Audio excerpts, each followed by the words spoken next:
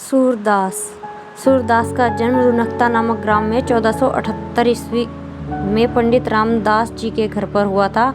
पंडित रामदास सारस्वत ब्राह्मण थे। कुछ विद्वान इनका जन्म सिंही नामक स्थान को मानते हैं।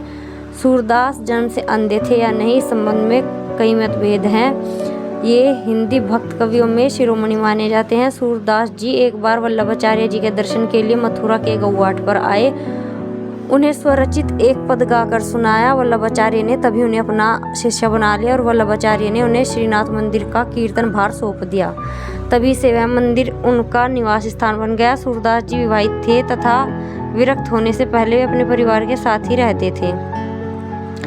वल्लभाचार्य जी के संपर्क में आने से पहले सूरदास जी दीनता के पद गाया करते थे तथा बाद में अपने गुरु के कहने पर कृष्ण लीला का गान करने लगे।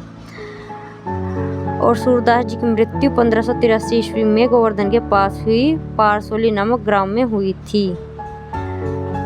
सूरदास जी कृष्ण भक्ति को इन्होंने ही काव्य का मुख्य विषय बनाया था।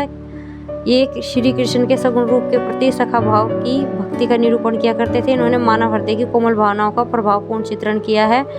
अपने काव्य में भावात्मक पक्ष और कलात्मक पक्ष दोनों पर इन्होंने विशिष्ट छाप छोड़ी है।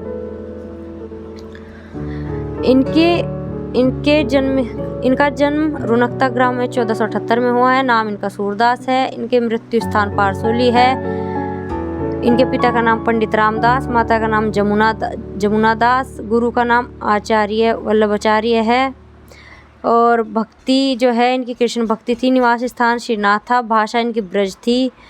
काव्य जो था इनका सूरसागर, सुरसारावली, साहित्य लहरी ये प्रमुख है। साहित्य में इन्होंने कृष्ण की बाल लीलाओं और कृष्ण लीलाओं का चित्रण किया है।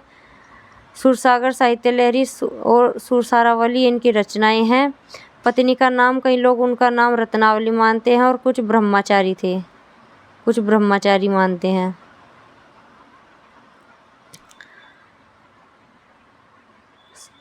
इनकी कृत्य जो है, सूरदास जी ने 1.25 लाख पदों की रचना की है। केवल 8 से 10,000 पद ही मिलते हैं इनके। काशी नागरी प्रचारिणी सभा के पुस्तकालय में ये रचनाएं सुरक्षित हैं।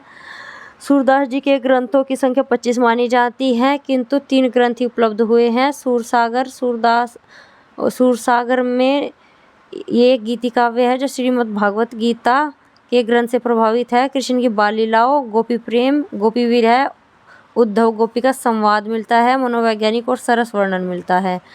सुरसारावली ये सूरसागर का सार भाग है जो अभी तक विवादास्पद है। साहित्य लहरी इसमें 118 दृष्टकूट पदों का संग्रह है। मुख्य रूप से नायिकाओं और अलंकारों की विवेचना की गई है। कहीं कहीं श्री कृष्ण की बाल लीलाओं का वर्णन और 1-2 स्थलों पर महाभारत की कथा के अंशों की झलक दिखलाई पड़ती है।